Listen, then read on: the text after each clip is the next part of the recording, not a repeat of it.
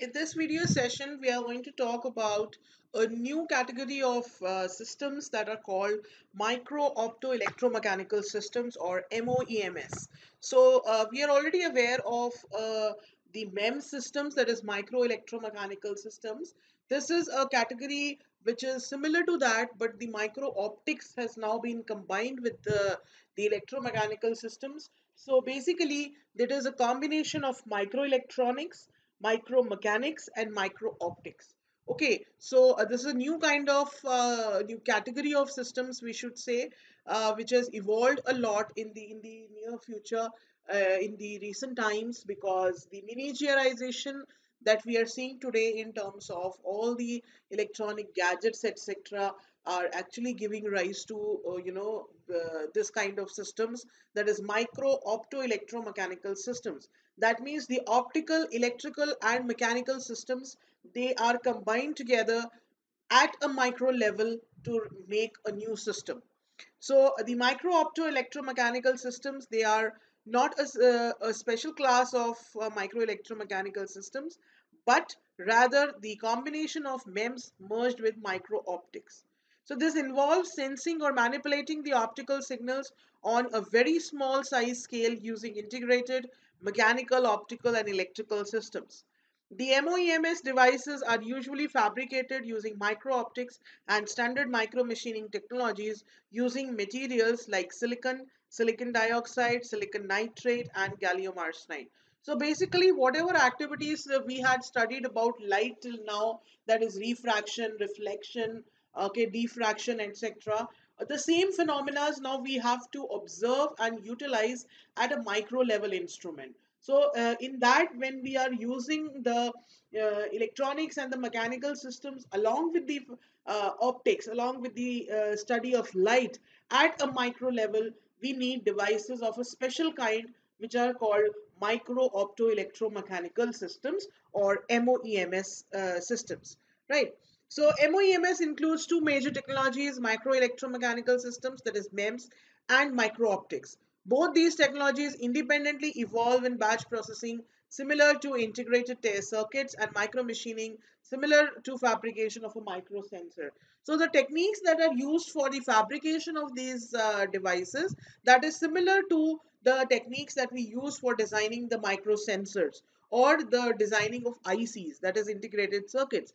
So similar fabrication techniques are used for designing the micro opto electromechanical systems.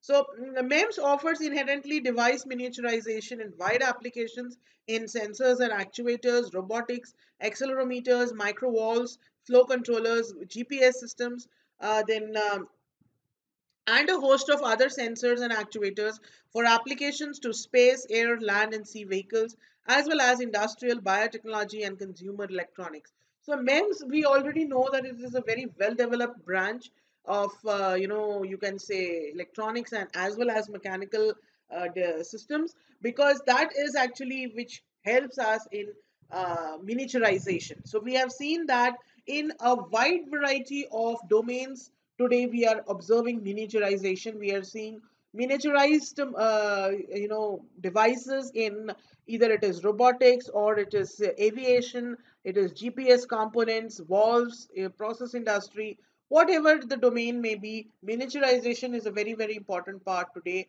which actually is possible only because of the MEMS technology.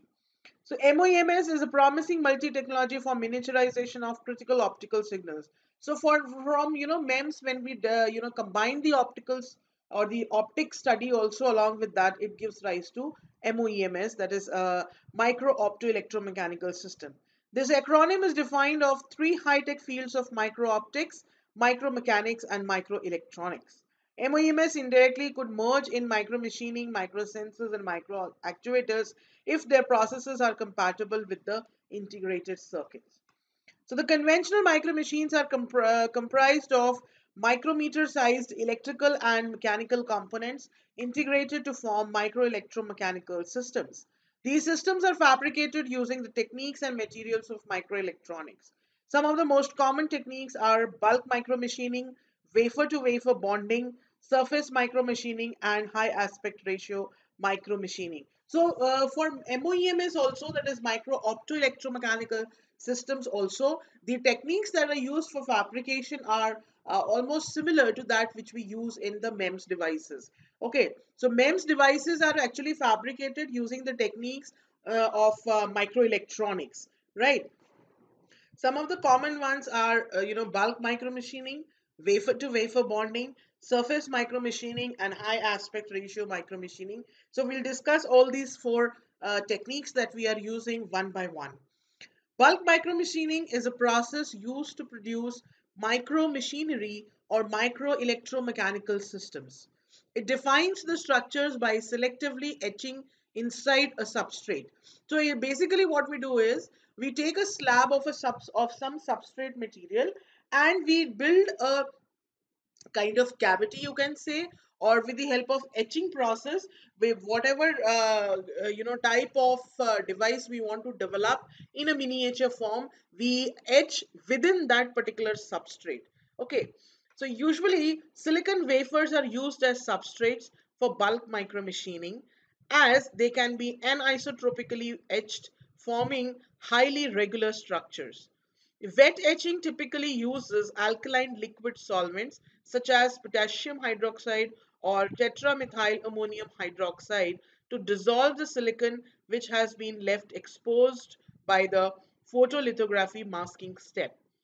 These alkali solvents dissolve the silicon in a highly anisotropic way with some crystallographic orientations dissolving up to 1000 times faster than others. Such an approach is often used with a very specific crystallographic orientations in a raw silicon to produce V-shaped groups. The surface of these groups can be automatically smooth if the etch is carried out correctly and the dimensions and angles can be precisely defined. Pressure sensors are usually created by bulk micro machining techniques. So over here, in this particular image you can see the section A, that is bulk micro machining. Basically you are having a slab of a substrate, and with the help of certain techniques which is called etching, we are creating the cavities, or we are creating the grooves within that particular substrate, and in that substrate then you can have a conducting material to form actually the whatever component we want to fabricate. Okay, so on the contrary, another micromachining technique is called surface micromachining. Surface micromachining is a process that uses thin film layers deposited on the surface of a substrate to construct structural components of MEMS. Okay, unlike bulk micromachining that builds components within a substrate, surface micromachining builds on the top of the substrate. So you can see on the B section, that is surface micromachining, basically we have a substrate block. On that we have a sacrificial layer. Okay, this within that sacrificial layer we actually build the structure. Okay, whatever structure we want to build, like you can see over here, a cantilever kind of structure has been made. Then that sacrificial layer is actually etched out, or you can say it is removed. So we get a microstructure fabricated on this particular device. So you can see that there is a difference between bulk micromachining and surface micromachining. In bulk micromachining, the microstructure is formed inside the substrate block, whereas in the surface micromachining, the microstructure is formed on top of the substrate layer. Then another technique we have is called wafer to wafer bonding. The wafer bonding is a process of temporary or permanent joining of two or more wafers with or without an intermediate layer. Okay, in a typical wafer bonding process, two flat substrates are permanently joined to one another by applying physical pressure, temperature, and or an electric field. Each of these parameters is set depending upon the substrate materials being bonded, and controlling these parameters is crucial to a successful high quality, high uniformity manufacturing process. So wafer to wafer bonding is a type of technique in which two wafer of, you can say, different materials, you can say, or different substances, they are bonded together by using either physical pressure or you can say some amount of temperature or some electric field is applied. As you can see in the figure, in the center we have two wafers that are to be bonded, and from top as well as from the bottom there are, you can see, red colored block lines. These are the pressure plates which actually apply some kind of a force on both the sides, and because of that, because the wafers are very very thin in structure, and the pressure or the temperature changes that are applied, they actually force these two wafers to merge with one another. Okay, so they bond with one another to actually form a new kind of a structure. So for this, because these wafers, etc., remember we are talking of fabrications at a micro level. So all these wafers also, they are going to have the thickness of some, micro level. So in that case, all the parameters that you are subjecting your device to, that is the temperature, pressure, field, etc., these have to be very critically monitored. They are very very crucial for giving you a very high quality, high uniformity manufacturing process, because we are working at micro level.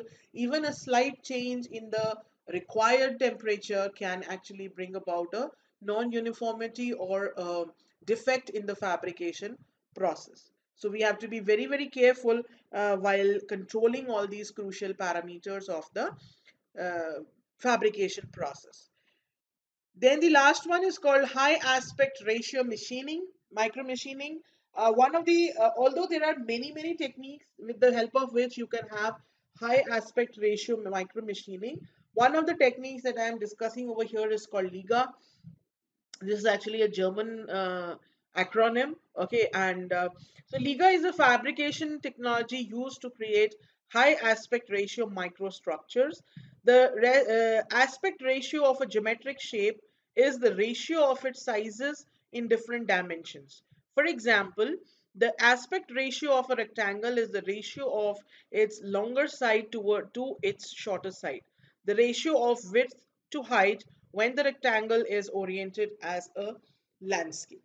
Okay, so high aspect ratio means that the difference between the two dimensions, that is, like for example in a rectangle, if the difference between the width and the height is large, we call it a high aspect ratio. Okay, so when we have a high aspect ratio, then we use Liga technique for the micro machining.